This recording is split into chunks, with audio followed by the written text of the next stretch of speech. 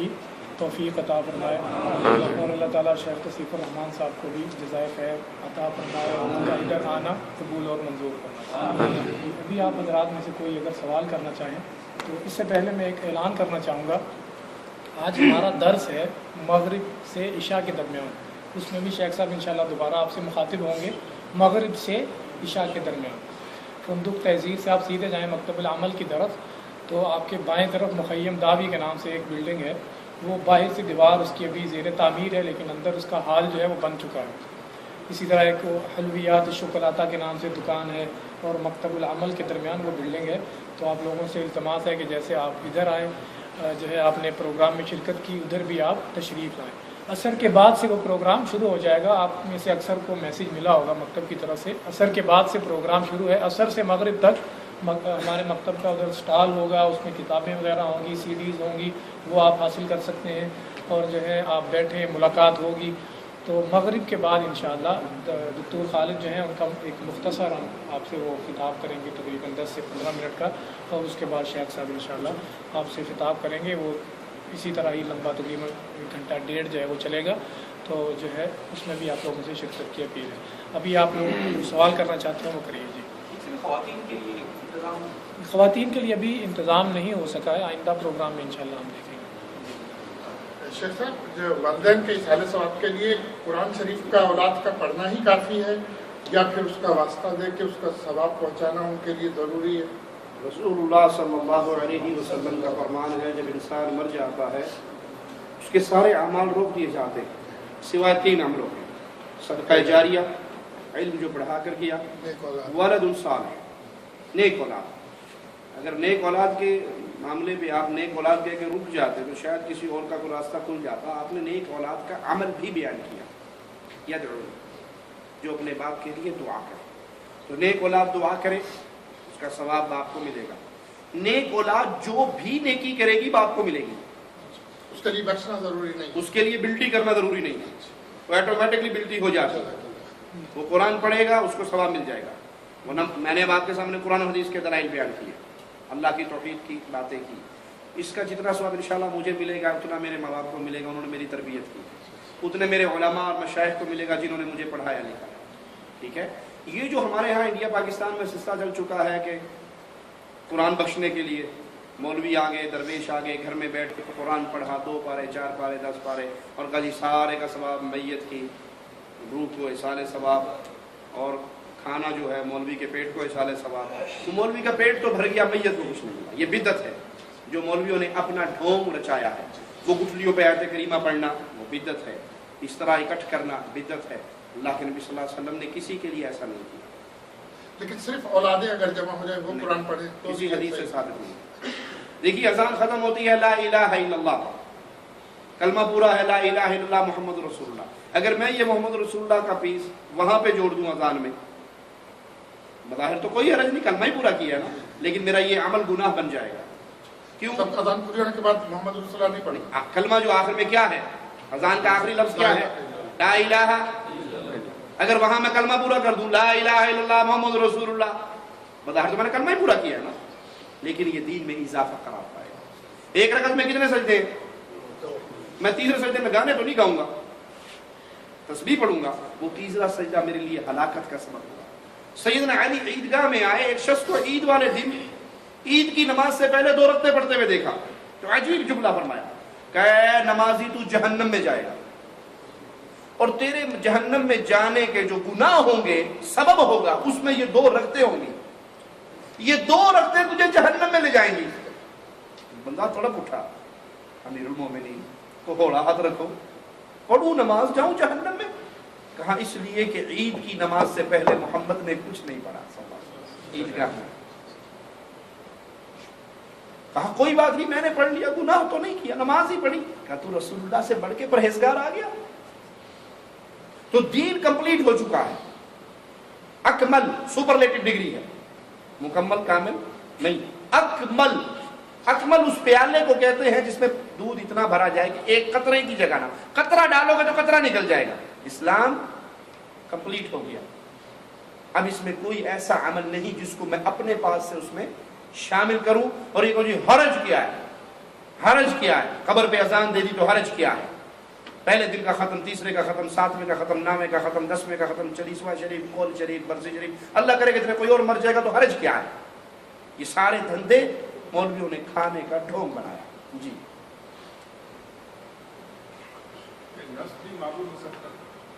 जी बिल्कुल, कुरान हकीम में मालिक खुद फरमाता है, क्या तुमने उनको देखा? मन इत्तखज़ इलाहहु हवा, जिसने अपने नफ्स को अपना इलाह बना लिया। कैसे समझे इसको? नफ्स कैसे इलाह है? शेख इब्न बाज़ रहमतुल्लाह अलैह के पास एक नौजवान ने सवाल लिखा, बड़ा गौर तलब फतवा है शेख का, और कहा मैं नौजवान हूं, मैं 8 बजे ड्यूटी पे जाता हूं, तो मैं 7:30 बजे का अलार्म लगा के सोता हूं। फजर का अलार्म नहीं लगाता, 4 बजे का अलार्म नहीं लगाता, 7:30 बजे का अलार्म लगाता हूं, और 7:30 बजे मैं उठ के नमाज पढ़ के दफ्तर जाता हूं, क्योंकि मैंने दफ्तर जाना होता है, इसलिए मैंने 7:30 का अलार्म सेट किया है। और 4 बजे उठूं, फिर नींद खराब करूं, फिर उठूं, तो मैंने फजर की नमाज का टाइम भी 7:30 बजे फिट कर लिया। शेख ने जवाब में पहला लफ्ज जो लिखा वो था, तू काफिर है। पहला लफ्ज, तू काफिर है। और दलील के तौर पे कुरान पाक की यही आयत जो मैंने पढ़ी है, शेख ने नीचे लिखी, क्या तुमने उनको देखा है जिन्होंने अपने नफ्स को अपना इलाह बना लिया? जी चाहता है नमाज पढ़ ली, जी में नहीं आया नहीं पढ़ी, तो अल्लाह कौन हुआ? माबूद कौन हुआ? इलाह कौन हुआ? ये जी में आना करना और जी में ना आना ना करना, ये तो अल्लाह की इबादत नहीं है। आपने कितने लोग देखे होंगे जो फजर की नमाज पढ़ते हैं, मगरिब की पढ़ लेते हैं, बाकी दरमियान की गायब, भाई 2 पढ़ते हैं, बाकी की खैर चल रहा है। वो जी की इबादत कर रहे हैं, नफ्स की इबादत कर रहे हैं, नफ्स की पूजा कर रहे हैं। यानी अल्लाह का हुक्म जो मन पसंद हुआ मान लिया, जो मन से टकरा गया उसे छोड़ दिया। यहूदियों की शान है, अफतुमिनूना बिबअदिल किताब व तकफुरूना बिबअद, कुछ को मान लिया, कुछ को छोड़ दिया, मीठा मीठा हाप हाप, कोड़ा कोड़ा थू थू, ये नफ्स की पूजा। शेख साहब, सर मेरी आपसे दरख्वास्त है, अल्हम्दुलिल्लाह तौहीद का मतलब इतना शानदार आपका वो सुना। सर इस वक्त उम्मत का मसला, हमारे मुल्क का मसला, 2 बड़े मसले हैं सर। एक जिसने सबको अपने लपेट में ले लिया, तअस्सुबात, और दूसरे हराम और हलाल की तमीज़ ख़त्म है सर। मैंने यहाँ तक सरकारी अफसरों को कहते सुना हुआ है कि रिश्वत कोई साबित करे कि हराम है। सर कम से कम हराम और हलाल पे एक तफसीली आपका हमें वो चाहिए सर। और दूसरा, जिस महफिल में भी सर तअस्सुबात के खिलाफ ज़रूर सर कुछ न कुछ बोले। आपकी बात दुरुस्त है, इंशाअल्लाह अल्लाह तौफीक देगा, इस मौजू पर भी बोलेंगे। मैं इसका सबब बयान कर दूँ, ये तअस्सुब, ये हराम और हलाल की तमीज़ का ख़त्म होना। यानी जिना एक ऐसा मर्द है, एक ऐसा गुनाह है जो सब कौमों में भी चल रहा है, ये नहीं को हमारी उम्मत नहीं है। सही बुखारी की हदीस के मुताबिक मक्का के अंदर औरतें अपने घरों पे सियाह झंडे लहराती थी, ये काला अलम उस वक्त से चल रहा है, जिसको देख के किसी से पूछने की जरूरत नहीं होती थी मर्द को कि हाजत कहाँ पूरी होगी, वो डायरेक्ट वहां चला जाता था। ठीक है, ये पुरानी बीमारी है। लेकिन 4 साल की बच्ची के साथ रैप आपको पिछली उम्मतों में शायद ना मिले।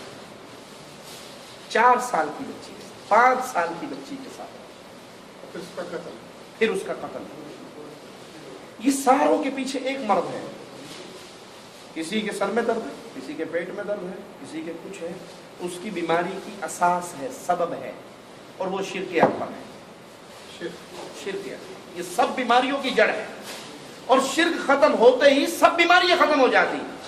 मैं आपको इसकी अब दलील देता हूं, अल्लाह के लिए आला मिसाल समझाने के लिए। घर के अंदर हेड कौन होता है? बाप होता है। बेटे की अगर बाप से लड़ाई हो, बेटा बाप से लड़े, तो क्या माँ के साथ प्यार से उसी घर में वो रह सकता है? बहनों का हक अदा कर सकता है? छोटे भाइयों से शफकत के साथ माजरा कर सकता है? क्यों? लड़ाई उसने सिर्फ बाप से की और टेंशन में पूरा घर आ गया, क्योंकि बाप हेड है। बाप हेड है। अल्लाह के लिए आला मिसाल, जब हम शिर्क अकबर करके अल्लाह के हक को पामाल करते हैं, फिर किसी का हक नहीं बचता।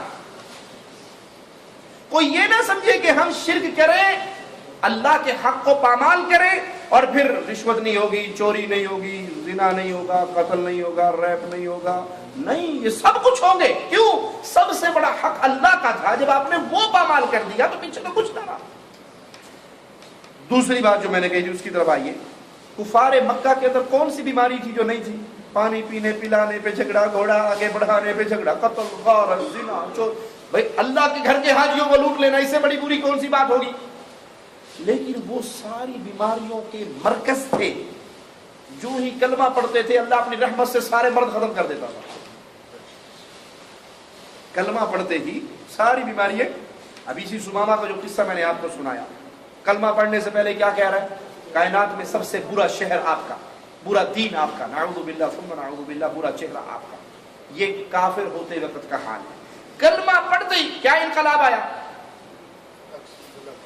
کہہ رہے ہیں کہ اللہ کے نبی میں عمرے کے لیے گھر سے نکلا تھا، آپ کے ساتھیوں نے گرفتار کر لیا. اب آپ چھٹی دو گے تو عمرہ کروں گا، آپ اجازت دو گے تو عمرہ کروں. عمرہ تو عبادت ہے اللہ کی، اس میں نبی سے اجازت والی کون سی بات ہے؟ لیکن انقلاب ایسا آیا کہ سارے معاملے ختم ہو گئے، سارے جراثیم ختم ہو گئے، ساری بیماری اللہ نے دھو دی توحید آنے سے. مکہ میں پہنچے، ابو جہل کی جماعت باہر نکلی، سبوت یا سمامہ، سبوت یا سمامہ. سمامہ تو صحابی ہو گیا ہے. آج کیا کہتے ہیں؟ مولوی صاحب سے وہابی ہو گئے. وہ صحابی کہتے تھے، آج وہابی کہتے ہیں. برابر برابر، یہ مشرک بھی کرتے ہیں اور تانا بھی ایک ہی ہے. صحابی اس دور میں کسے کہتے تھے؟ جو بزرگوں کی باتوں کا، آباء و اجداد کی تقلید کا پٹا توڑ دیتا، کہتے صحابی ہو گیا. آج وہابی کسے کہتے ہیں؟ جو قرآن و حدیث کی طرف آگے. صحیح ہے، ہمارے بزرگوں نے تو نہیں فرمایا، آپ لگتا ہے نہیں وہابی ہو گئے ہیں. بھائی صحیح وہابی نہیں ہوئے، صحیح قرآن حدیث پہ آ گئے. یہ تانا ایک ہی ہے.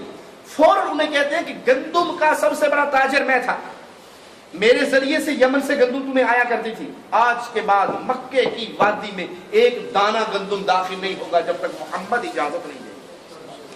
بھائی تجارت تو آزاد ہے انسان، یہودی سے تجارت کرے، عیسائی سے کرے، سکھ سے کرے، ہندو سے کرے، مسلمان سے کرے، کا تجارت ہے. یہ کیا بات ہوئی کہ نبی اجازت دیں گے تجارت کروں گا؟ کلمہ پڑھنے کے بعد وہ اپنے آپ کو نبی کی غلامی میں لے آتے تھے. اللہ ان کی زندگی کے سارے مسئلے ختم کر دیتا. ایک صحابی کے بارے میں آتا ہے کہ ان کا کسی عورت سے بڑا یارانہ تھا. اس عورت کو نہیں پتا تھا، زمانہ جاہلیت میں کلمہ پڑھ کے مسلمان ہو گئے. مکے کی گلی میں سے گزر رہے، وہ مل گئی. اس نے کہا آؤ آج تو مبارک رات ہے ہماری، آپ سے ملاقات ہوگی. انہوں نے کہا نہیں، میں تو کلمہ پڑھ کے نبی کا غلام بن چکا، اب میں پچھلی ساری باتیں چھوڑ چکا. یعنی توحید آتے ہی اللہ کی رحمت سے سارے ماجرے ختم ہوتے جاتے ہیں. ابو سفیان کی بیوی کفر میں کتنی شدید تھی، اور مسلمان ہوتے ہی جب ایک جنگ کے لیے نکلے اور ابو سفیان لوٹا اپنے خیمے کی طرف، تو ہندا نے نیچے سے وہ خیمے کو گاڑنے والی وہ کیل نکالی اور اس کی طرف بھاگی کہ میدان نے جنگ کو چھوڑ کے پیچھے آتا ہے، میں تیرا سر پھاڑ دوں. یہ غیرت کہاں سے آ گئی ہندا میں؟ یہ وہ انقلاب تھا کہ توحید جو ہی قبول کرو گے باقی ساری بیماریاں اللہ کی رحمت سے خود ہی ختم ہو جائیں گی. ہمارے ہاں کینسر کا علاج نہیں کیا جاتا، سر درد کے لیے پیراڈال دی جاتی ہے. جھوٹ کے خلاف بولو جی، منشیات کے خلاف بولو جی، زنا کے خلاف. بھائی تم اللہ کا حق ادا کرنا شروع کر دو، دیکھو پھر اللہ کیسے تمہیں اپنے فضل سے نوازتا ہے. ملک عبدالعزیز علیہ سعود رحمۃ اللہ علیہ کے بارے میں عجیب قصہ آتا ہے. جب وہ یہاں اس ایریے کے حکمران بنے، آزاد کروایا، تو چوریاں ختم کر دی، راستے سکون کر دیے، اور وہ بیت اللہ کے پاس آ کے رویا کرتے تھے. بیت اللہ کے پاس آ کے رویا کرتے تھے. آپ کو نوجوانوں کو تو شاید نہ پتا ہو لیکن بزرگوں کو پتا ہوگا، جب یہ نیا نیا آزاد ہوا تھا ملک عبدالعزیز کے دور میں، انڈیا پاکستان سے جو حاجی آتے تھے وہ اپنے ساتھ کنک گندم اضافی لاتے تھے کہ وہاں عربوں کو دے دیں گے. ان کے فقر کا یہ حال تھا، ان کی غربت کا یہ حال تھا کہ حجاج اپنا بچا کھچا سامان ان کو دے کے جاتے تھے. تو عمر عبدالعزیز رحمۃ اللہ علیہ آ کر بیت اللہ کے پاس بیٹھ کے رونے لگ جاتے. تو ایک دن کسی عالم سے کسی نے سوال کیا کہ یہ حضرت آتے ہیں بیت اللہ کے پاس بیٹھتے ہیں روتے ہیں، اس کی کیا وجہ ہے؟ کہتے یہ روتے اس لیے ہیں کہ اللہ میں نے ملک آزاد کرنے کے بعد توحید کا نفاذ کر دیا ہے، توحید یہاں پر غالب کر دی ہے، لیکن غریب ہوں، غربت ہے، فقر ہے، ان کو کھلاؤں کہاں سے؟ اللہ نے کیسی کیسی نعمتوں سے نواز دیا. پوری دنیا یہاں کی دولت کے سامنے رالیں ٹپکا دی. یہ تو بھی پیٹرول کی ہے، سونے کی ایسی سی کانیں ہیں جو بھی سٹارٹ ہی نہیں ہوئی ہیں، آنے والے نسلوں کے لیے رکھی ہوئی انہوں نے. کیوں ملا؟ अल्लाह की तौहीद पे जब आओगे तो अल्लाह सारे मसले हल करेंगे। और अगर तौहीद नहीं होगी, कुरान कहता है कि तुम आपस में ऐसे लड़ोगे, इंतशार तुम्हारे दरमियान ऐसे होगा कि तुम लड़ते लड़ते जहन्नम के किनारे पर पहुंचे हुए थे। मोहम्मद अलैहिस्सलाम आए, तुमने तौहीद को माना, अल्लाह ने तुम्हें वहां से बचा दिया। आज हमारे इंडिया, पाकिस्तान हो या कोई और मुल्क हो, उसका सबसे बड़ा मसला यह है हर किलोमीटर पे एक खुदा पूजा जा रहा है। हर 1 किलोमीटर पे मुजफ्फराबाद वाले बेचारे निकलते हैं तो पहले सहेली सरकार का दरबार आता है, उसके गले में पैसा डालते हैं, फिर आगे गाड़ी जाती है। तो साईं आप नहीं समझते, साईं इनको पैसे ना दिए तो चलती गाड़ी उल्टी कर देगा। हमारी जिहालत का ये हाल है, अल्लाह की कसम रोने का मकाम। मैंने अपनी आंखों से देखा 2D नहीं गाड़ी, भाई 2D गाड़ी अब कोई ड्राइवर तो नहीं निकलवा सकता ना, 10,000 रुपए लेने वाला 2D गाड़ी तो नहीं निकलवा सकता। करोड़ों का मालिक, लाखों का मालिक होगा तो 2D निकलवाएगा। 2D गाड़ी के आगे जूती बंधी हुई है, क्या बोल सब आपको नहीं पता, जूती बांध लो ना तो एक्सीडेंट नहीं होता। शानदार मॉडल टाउन में कोठी बनी है, उसके ऊपर काली हंडियां रखी। ये क्या है, आपको नहीं पता। नजर बद से इंसान बच जाता है। तो एक हंडिया सर पे रख लो, गले में जूतियों का हार डाल लो, माशाल्लाह आपको भी नजर बद नहीं लगेगी।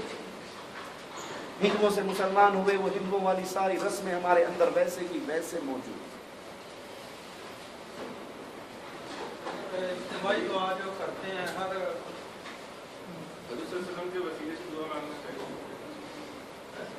भाई ने सवाल किया इज्तिमाई दुआ।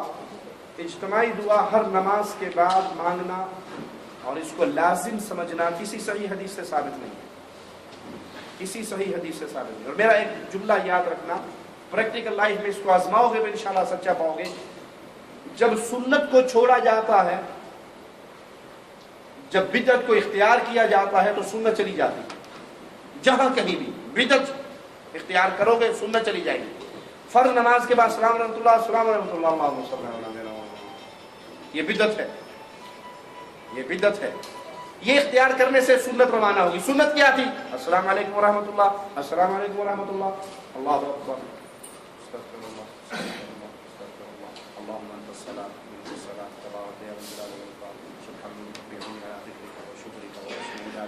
आयतुल कुर्सी पढ़ो हर फर्ज नमाज के बाद। आपके और जन्नत के दरमियान मौत खड़ी है। 33 दफा सुभान अल्लाह, 33 दफा अल्हम्दुलिल्लाह, 34 दफा अल्लाहु अकबर। बड़े बड़े सदका खैरात करने वालों के अजर से बढ़ जाओगे।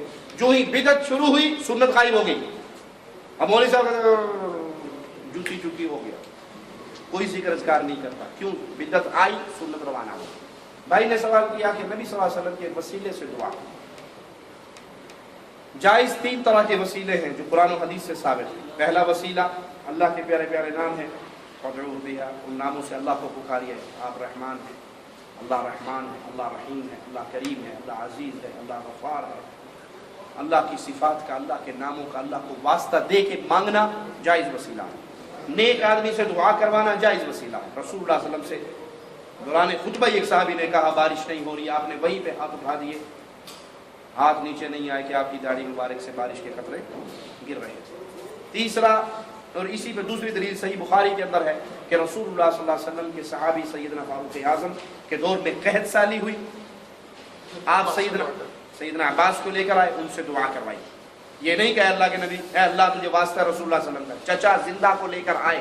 और अल्फाज है हदीस के, जब तक नबी जिंदा थे ए अल्लाह हमारे लिए दुआ करते थे, अब वो तो तेरे पास आ गए, हम उनके चचा को लाए हैं, इल्म अमल तकवे से बुजुर्गी के अंदर बड़े हैं, ये दुआ करेंगे इनकी सुन के तो हमें पानी पिला दे।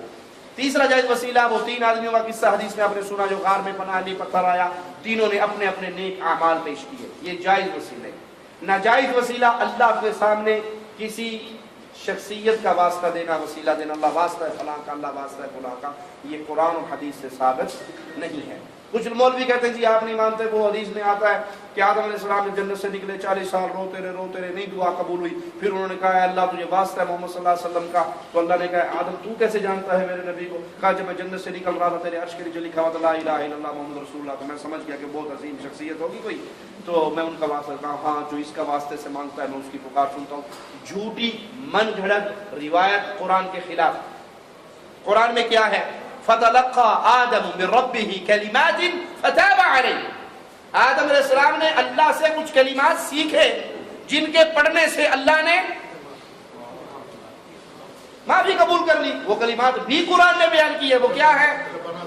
ربنا ظلمنا انفسنا، اے اللہ ہم نے ظلم کیا اپنی جان پہ. توجہ چاہوں گا، اللہ ہم نے ظلم کیا اپنی جان پہ. بابا آدم علیہ السلام نے کہا اللہ ہم نے ظلم کیا اپنی جان پہ. انڈیا پاکستان والے سمجھے کہ نہیں، ہم نے ظلم کیا جان کے. جان کے یا جان پہ؟ نہیں، جان کے.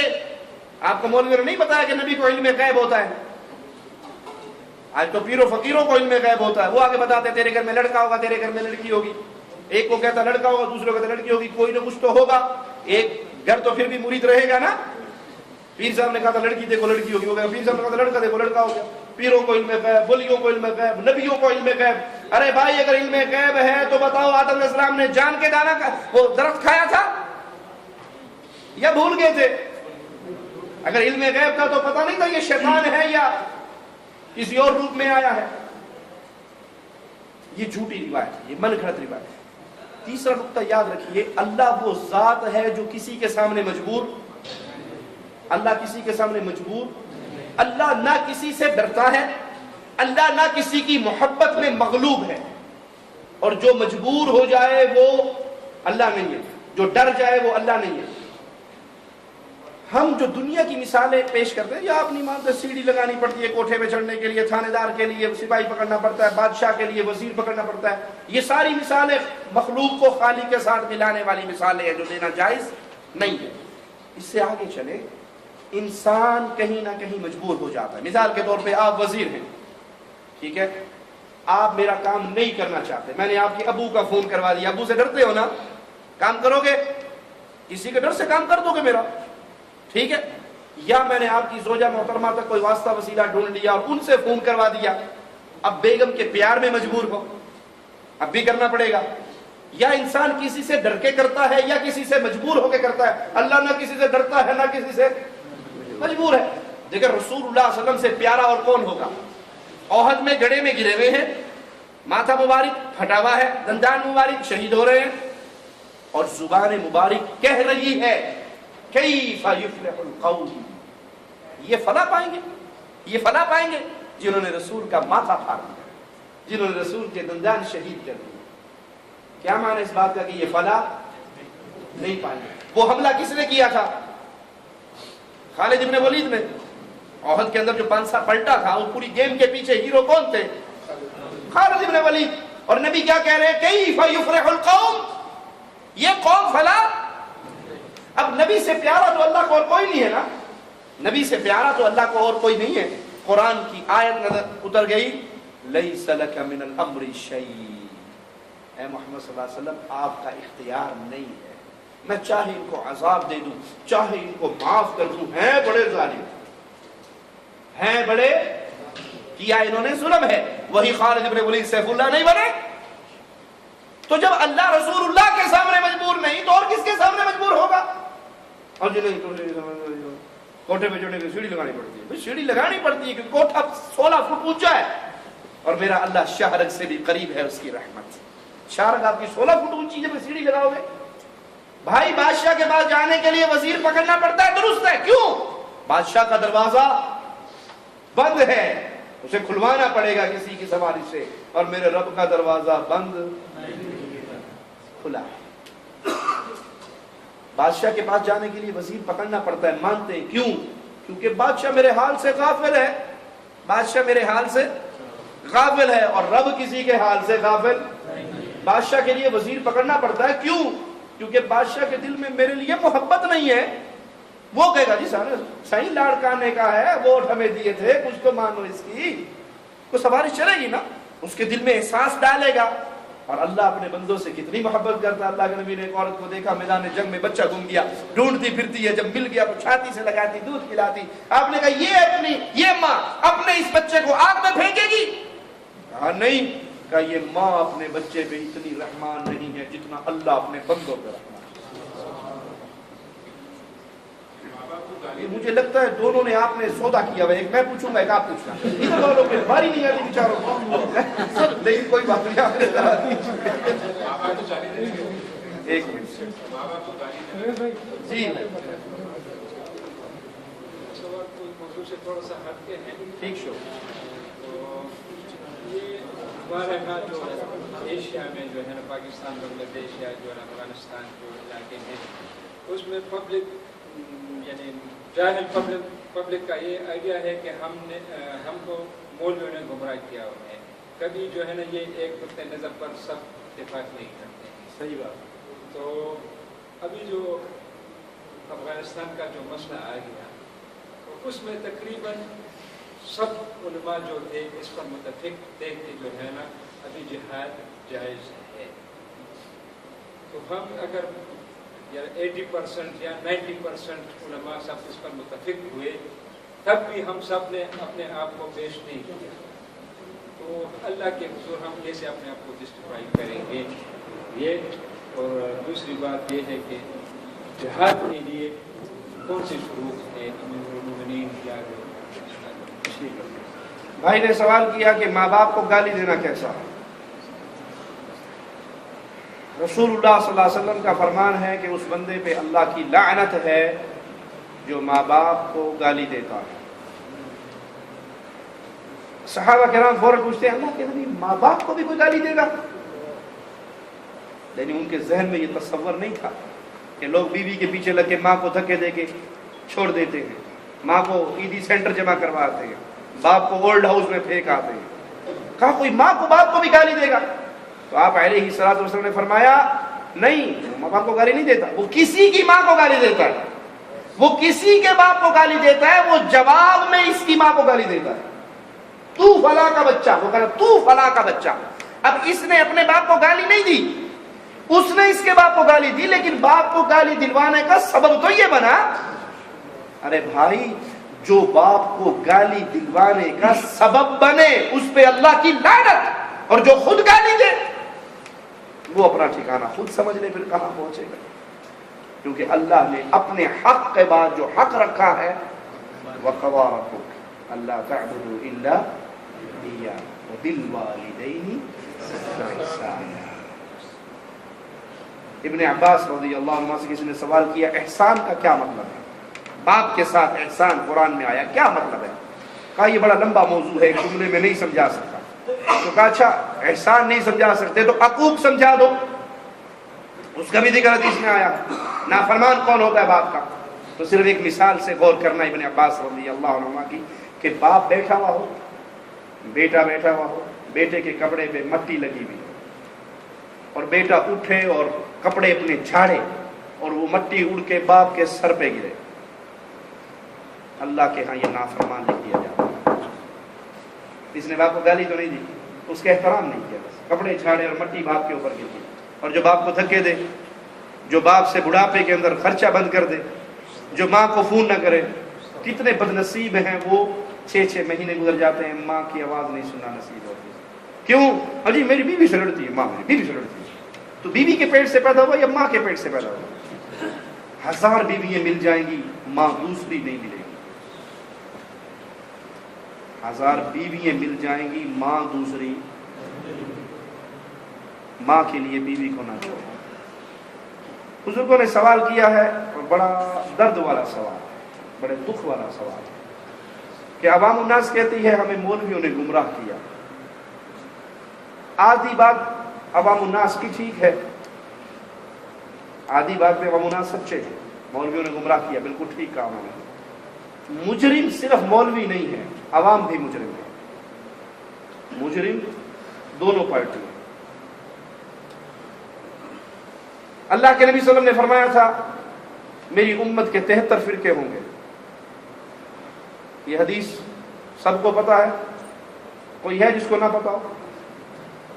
کسی بھی فرقے کا ہو, یہ حدیث سب کو یاد ہے کہ اللہ کے نبی صلی اللہ علیہ وسلم نے فرمایا میری امت کے 73 فرقے ہوں گے, 72 جہنم میں جائیں گے, ایک جنت میں جائے گا. اگر میں واقعی سچا ہوں تو مجھے کم از کم یہ تو سوچنا چاہیے وہ ایک کون سا ہے. صحابہ نے فوراً یہی سوال کیا تھا من وہ ایک کون ہے؟ فرمایا ما انا علیہ واصحابی, جس پہ میں اور میرے صحابہ ہیں, یہ وہ ایک ہے. ہم میں سے کئی ڈاکٹر بیٹھے ہوں گے, کئی پروفیسر ہوں گے, کئی نے MBA کیا ہوگا, کئی ڈرائیور ہوں گے, ٹھیک ہے, یہ ماں کے پیٹ سے ڈاکٹر پیدا ہوا, یہ ماں کے پیٹ سے ڈرائیور پیدا ہوا, پیٹ پالنے کے لیے ڈاکٹری سیکھی, 60 سالہ زندگی اچھی گزارنے کے لیے MBA کیا, روزی روٹی کمانے کے لیے گاڑی چلانی سیکھی. جہنم کی آگ سے بچنے کے لیے دین نہیں سیکھا جا سکتا. مولویوں نے گمراہ کیا کیونکہ مولویوں نے پیٹ بھرنا ہے اپنا. میرے جتنے مرید ہوں گے چندہ مجھے ملے گا, کسی اور کے مرید بنیں گے تو چندہ اس کو دیں گے. یہ مولویوں کا جرم ہے. قرآن اس کو بیان کرتا ہے کہ بعض درویش اور بعض صوفی اور مولوی لوگوں کا مال کھاتے ہیں ناحق طریقے سے. جرم عوام کا بھی چھوٹا نہیں ہے, عوام کا جرم بھی بہت بڑا ہے. اور وہ جرم کیا ہے؟ میں ایک سخت کڑوا جملہ کہنے لگا ہوں مجبور ہو کے, ہو سکتا ہے میرے جملے سے کسی کے دل میں غیرت ایمانی پیدا ہو جائے. ہم نے دین اسلام کے ساتھ وہ سلوک کیا ہے جو ہندو نے اپنے مذہب کے ساتھ کیا ہے. جو ہندو اپنے مذہب سے کر رہا ہے مسلمان اپنے دین سے کر رہے ہیں. ہندو اپنے مذہب سے کیا کرتا ہے؟ ہندوؤں میں ذاتیں ہیں, کھشتری ہے, شودر ہے, برہمن ہے. شودر کا کام نالی صاف کرنا, گٹر صاف کرنا, سڑکیں صاف کرنا. کھشتری کا کام کھیتی باڑی کرنا, دنیا داری کرنا. برہمن کا کام مندر چلانا.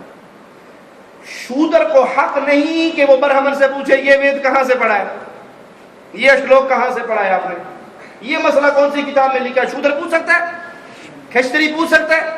آل ان آل ہے برہمن. برہمن جو چاہتا ہے وہ کرتا اور کرواتا ہے. ہندو نے اپنا مذہب برہمن کو ٹھیکے پہ دے دیا ہے, مسلمان نے اپنا مذہب مولوی کو ٹھیکے پہ دے دیا. میری باتیں بڑی کھری, بڑی ننگی اور بڑی کامن سینس کی ہوا کرتی ہیں. ہم جتنے بھائی بیٹھے ہیں باہر کی بات نہیں کرتے, اپنی بات کرتے ہیں. قرآن حکیم ترجمے کے ساتھ جتنے بھائی بیٹھے اپنے اپنے گریبان میں منہ ڈالے, جھانکے, سوچے. ہم سب نے قرآن حکیم کو زندگی میں ایک بار ترجمے سے پڑھا ہے. آٹے میں نمک ہوں گے, 1000 میں 5 ہوں گے جنہوں نے زندگی میں ایک بار الف لام میم سے لے کے والناس تک, فاتحہ سے لے کے ناس تک ترجمے سے پڑھا ہوگا. 99.9 ایسے ہوں گے جو رمضان میں صرف 10 پارے پڑھ لیتے ہیں اور پھر اگلے رمضان تک کے لیے قرآن بند کر دیا جاتا ہے. ہم نے قرآن سے وہ سلوک کیا ہے جو اپنے بیٹے کے خط سے نہیں کرتے. آپ کا بیٹا کسی عرب ملک میں رہتا ہو, عربی میں آپ کو خط لکھے, آپ کو عربی ریڈنگ آتی ہے, ٹرانسلیشن نہیں آتی, تو کیا خیال ہے پڑھو گے اور ترجمے کے بغیر اسے چوم کے آنکھوں سے لگا کے گلاب میں لپیٹ کے اونچی جگہ پہ رکھ دو گے, یا رات کوئی موٹر سائیکل نکال کے عربی ٹیچر کے پاس جاؤ گے, یہ بیٹے کا خط آیا ہے استاد جی 200 روپے دوں گا, ترجمہ تو کر دو, اس میں کیا لکھا ہے, کب آئے گا, کیا کمائی ہے, صحت کیسی ہے, کھاتا ہے کہ نہیں کھاتا, بیوی کے بارے میں کیا کہتا ہے, شادی کب کرے گا. کرو گے یا نہیں کرو گے؟ کیا یہ قرآن اللہ کا میرے نام آپ کے نام خط نہیں ہے؟ ہم نے اس قرآن کو ٹھیکے پہ دیا ہے مولوی کو, حدیث کو ٹھیکے پہ دیا ہے مولوی کو. ہم میں سے کتنے ہیں جو قرآن و حدیث کا مسئلہ سن کے کبھی مولوی سے دلیل مانگی ہو, حضرت یہ آیت آپ نے پڑھی قرآن کی کون سی آیت ہے, یہ حدیث آپ نے سنائی کون سی کتاب, بزرگوں نے فرمایا, سوچ سمجھ کے فرمایا, حضرت جی کی بات ہے, چھوٹے آدمی کی بات تو نہیں ہے, بزرگوں نے فرمایا. بھائی ہم اس سے پوچھے تو صحیح. جب مولوی کو یہ یقین ہو جائے کہ یہ پوچھے گا نہیں, وہ تو ڈنڈی مارے گا. اب دیکھو کتنی بڑی ایک چھوٹی سی مثال سے میں آپ کو ڈنڈی سمجھاؤں. چھوٹی سی مثال سے انسان مر جاتا ہے یا بیوی مر جاتی ہے تو ہمارے انڈیا پاکستان میں مولوی کیا کہتے ہیں, آپ کا نکاح ٹوٹ گیا, منہ ادھر کرو. بیوی کے مرتے خامن کا نکاح توڑ دیتے ہیں. بھائی میاں بیوی جنت میں جائیں گے تو گیٹ میں مولوی صاحب آپ نکاح پڑھانے کے لیے کھڑے ہوں گے کہ تمہارا تو مرتے میں ٹوٹ گیا تھا, دوبارہ تجدید تو کروا کے جاؤ. ادھر نکاح کون پڑھائے گا؟ سیدہ عائشہ کہتی ہے وارث, اللہ کے نبی کہتے ہیں بل وارث. نہیں عائشہ میرے سر میں بہت درد ہے. عائشہ کہتی ہے میرے سر میں درد ہے. اللہ کے نبی وفات والی بیماری کا آغاز ہے, فرماتے ہیں عائشہ تجھے کیا پریشانی, اگر تو مر گئی تجھے میں غسل دوں گا, تو مر گئی تجھے میں کفن دوں گا, تو مر گئی میں تجھے جنازہ تیرا پڑھوں گا, میں تجھے قبر میں اٹھاروں گا. عائشہ فرماتی ہے اللہ کے نبی میرے بس میں ہوتا میں بھی مر جاتی. نبی اپنی زوجہ محترمہ سے کہہ رہے ہیں تو مر گئی تو میں تیرا غسل, کفن, جنازہ قبر میں اتارنا. حکم علیہ الصلوۃ والسلام. ادھر نکاح نہیں ٹوٹا. ابو بکر کی وفات کا وقت آتا ہے, اپنے بیٹے عبد الرحمن کو بلاتے ہیں. سیدنا ابو بکر کہتے ہیں عبد الرحمن تیری ماں ام رومان مجھے غسل دے گی, اس کی مدد کرنا. رضوان اللہ علیہم اجمعین. کون غسل دے گا؟ تیری ماں ادھر پیارے نبی خامد ہوتے ہوئے بیوی کو غسل دینے کا کہہ رہے ہیں، ادھر ابو بکر کی زوجہ محترمہ ابو بکر کو غسل دے رہی ہیں. کیا مسئلہ ثابت ہوا؟ عورت خامد کو غسل دے سکتی، خامد عورت کو غسل دے سکتا ہے. ہمارے یہاں مسئلہ کیا ہے؟ مرد ہی نکاح توڑ کے کہتا منہ ادھر کر. کیوں؟ اس لیے کہ اگر آپ نے اپنی بیوی کو خود نہلا لیا تو مولوی کی بیوی نے آ کے نہلانا تھا، 500 روپے تو مارے گئے. بھائی اگر آپ کی بیوی نے آپ کو نہلا دیا تو مولوی نے جو نہلانا تھا 1000 روپے کی دہاڑی خراب ہوگی بیچارے کی. اور اس کو پھر جوتی ملنی تھی، کپڑا ملنا تھا، چارپائی ملنی تھی، بستر ملنا تھا، وہ سارا بھاڑ میں گیا. اس نے کہا مسئلہ ہی نیا بنا دو کہ نکاح ٹوٹ جاتا. اسے کسی نے پوچھا آج تک کیوں ٹوٹتا ہے؟ کس کتاب میں لکھا ہے؟ تو ہم نے اپنا دین مولویوں کو ٹھیکے پہ دیا. قرآن اس کو بیان کرتا ہے سورۃ احزاب کے اندر، آخری پارہ ہے، آخری اس کا صفحہ ہے، وہاں پہ یہ آیات موجود ہیں. مالک فرماتا ہے یوم تقلب وجوہہم، میں قیامت کے دن جہنم کی آگ پہ ان کے چہروں کو روسٹ کروں گا، جلاؤں گا. اللہم لا تجعلنا منہم ومعہم، اللہم لا تجعلنا منہم، اللہم لا تجعلنا معہم، اللہم لا تجعلنا منہم. اللہ ہمیں ان بد نصیبوں میں شامل نہ فرما. یقولون، یہ آواز کیا لگائیں گے؟ یہ کیا کہیں گے جب جہنم میں جل رہے ہوں گے؟ یا لیتنا اطعنا اللہ واطعنا الرسول. اے کاش اللہ رسول کی بات مانی ہوتی، اے کاش اللہ رسول کی بات مانی ہوتی. ربنا انا اطعنا سادتنا وکبراءنا فاضلونا السبیل. اللہ ہم نے اطاعت کی کس کی؟ سادتنا، سید صاحب کی، شاہ صاحب کی، سردار جی کی، سائیں جی کی، وڈیرے کی. وکبراءنا، اپنے بڑوں کی، اپنے اماموں کی، حضرتوں کی، پیروں کی، فقیروں کی. فاضلونا السبیل، مولوی نے گمراہ کر دیا، پیر نے گمراہ کر دیا، شیخ نے گمراہ کر دیا، حضرت نے گمراہ کر دیا. پھر آتِہم ضعفین من العذاب، اللہ اس مولوی کو ڈبل عذاب دینا، اس پیر کو ڈبل عذاب دینا، اس شیخ کو ڈبل عذاب دینا. وَلَعَنْهُ لَعْنًا كَبِيرًا، اس پہ ڈبل لعنتیں بھی کرنا، لعنت بھی زیادہ، عذاب بھی زیادہ. کیوں؟ اس لیے کہ خود بھی گمراہ تھا، ہمیں بھی گمراہ کیا، خود بھی جہنم میں جا رہا تھا، ہمیں بھی پیچھے لے کے گیا. کیا اللہ تعالیٰ وہاں آپ سے مجھے سے یہ نہیں کہہ سکتا؟ یہ الفاظ کہنے والے سے اللہ نہ کرے ہم ان میں شامل ہوں، اللہ اپنی رحمت سے ہمیں محفوظ فرمائے. کیا یہ کہنے والوں سے اللہ نہیں کہہ سکتا مولوی کو بھی ڈبل عذاب ہوگا، مرید تجھے بھی ڈبل عذاب ہوگا؟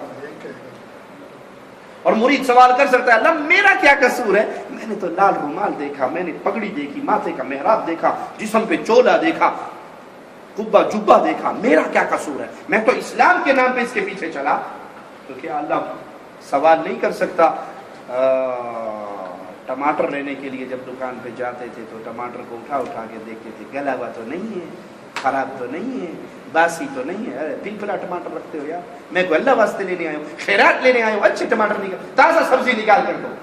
ٹماٹر لیتے ہوئے دیکھتے تھے، گوبھی لیتے ہوئے دیکھتے، بینگن بتاؤں 5 روپے کلو، بولے کھانا تو نہیں کی تو بڈی میرے سر جی نہ مارے، ٹھیک بھی ہے.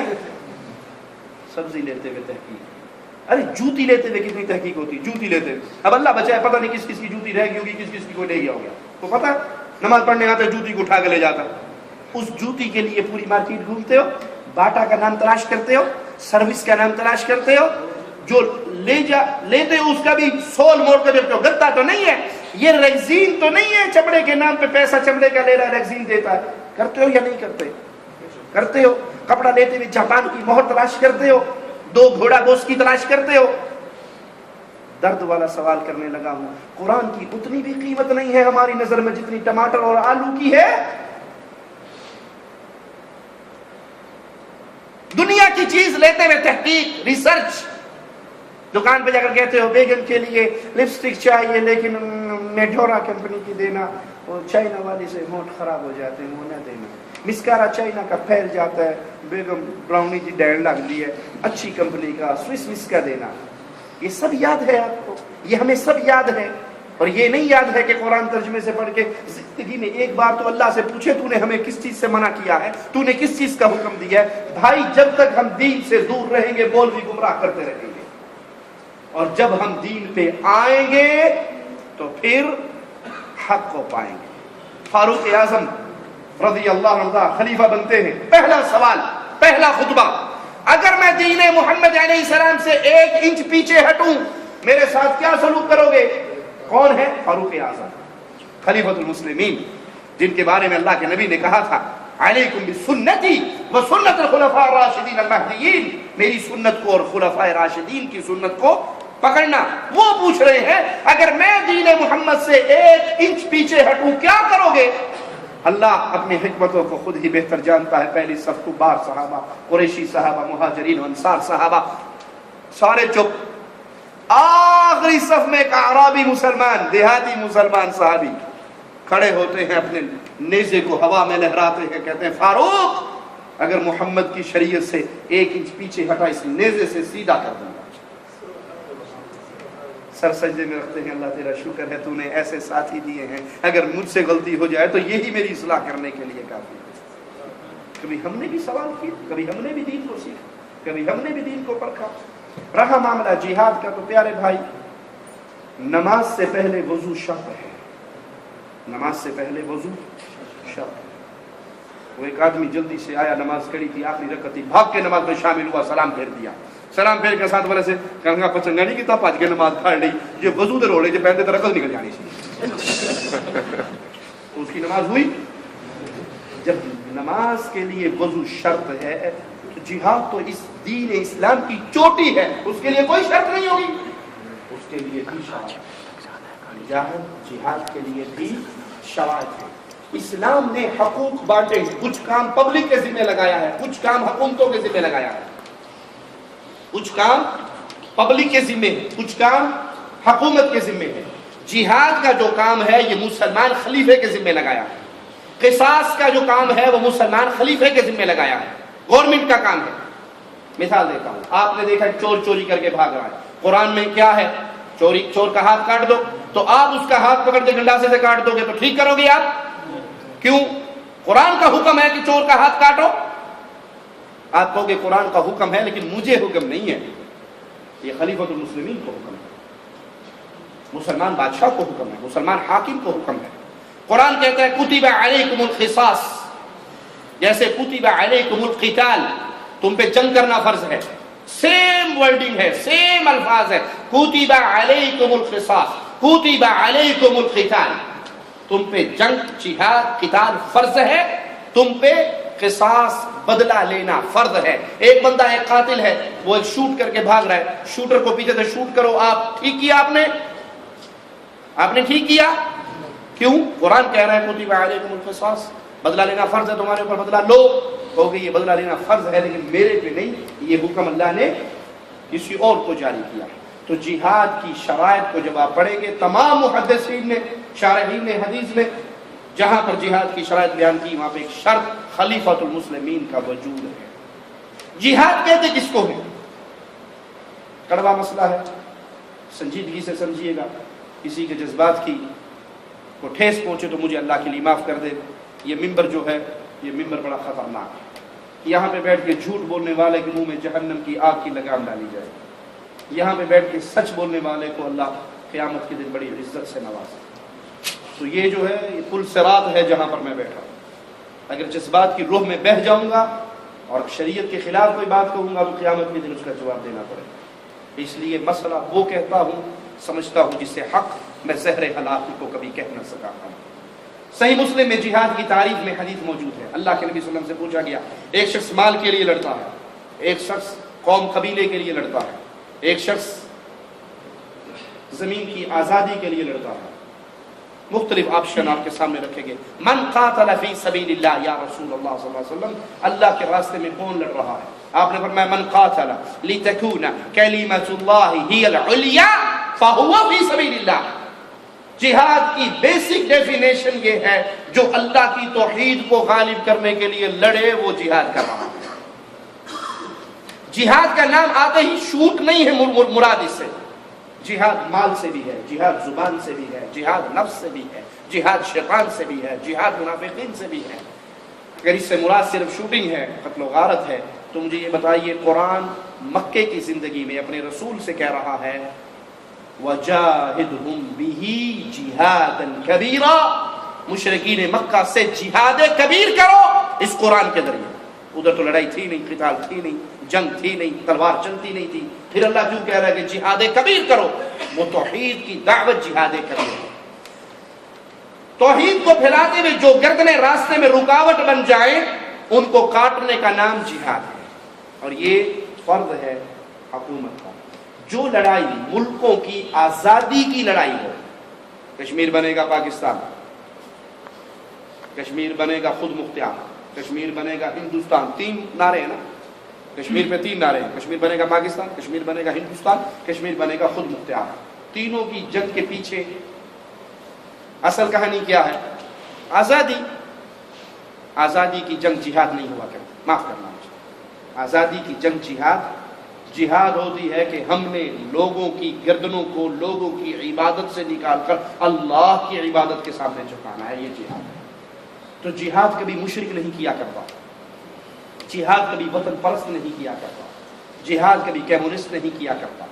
ہاں کسی مسلمان ملک پہ کوئی کافر حملہ کرے تو اس ملک کا دفاع کرنا مسلمانوں پہ فرض ہے۔ جہاد میں شامل میری جی میں آ رہا ہوں اسی طرح جی، یہ دفاعی جہاد میں شامل ہے، نفس کی حفاظت میں شامل ہے۔ اللہ کے نبی نے فرمایا من قتل دون عرضه فهو شہید، من قتل دون ماله فهو شہید، جو عزت بچاتے ہوئے مارا گیا وہ شہید ہے، جو مال بچاتے ہوئے مارا گیا وہ شہید ہے، جو ایمان بچاتے ہوئے مارا گیا وہ شہید ہے۔ کما قال علیہ وسلم، کئی الفاظ ہیں آپ کے۔ تو اگر کسی مسلمان ملک پہ حملہ ہوتا ہے، اس مسلمان ملک کی دفاع کرنے کے لیے مسلمان لڑتے ہیں۔ اب لڑنے والا کوئی مشرک ہے، کوئی گھوڑا پرست ہے، کوئی پیر پرست ہے، کوئی قبر پرست ہے، کوئی امام پرست ہے، کوئی بدعقیدہ ہے، سارے لڑ رہے ہیں۔ ان میں جو مواحد ہوگا وہ انشاءاللہ شہادت کا مقام پائے گا، وہ اللہ کے ہاں درجات کی بلندی پائے گا، اور جو شرک کی حالت میں مارا گیا وہ کہیں بھی مارا جائے وہ اللہ کے ہاں کچھ نہیں پائے گا، کیونکہ مشرک کا کوئی عمل اللہ کے دربار میں قبول نہیں ہوتا۔ اور جب توحید کو چھوڑ کر لڑا جاتا ہے تو اس کے نتیجے کے اندر کبھی بھی خیر نہیں ہوتی، بلکہ انتشار اور اس طرح کا نیا دروازہ۔ کھانا لگ گیا ہے، خوشبو آ رہی ہے، کھانا لگ گیا ہے۔ تو جو رات کا درس ہے انشاءاللہ شیخ صاحب، ایک منٹ، جو رات میں درس ہے شیخ صاحب کا، باقی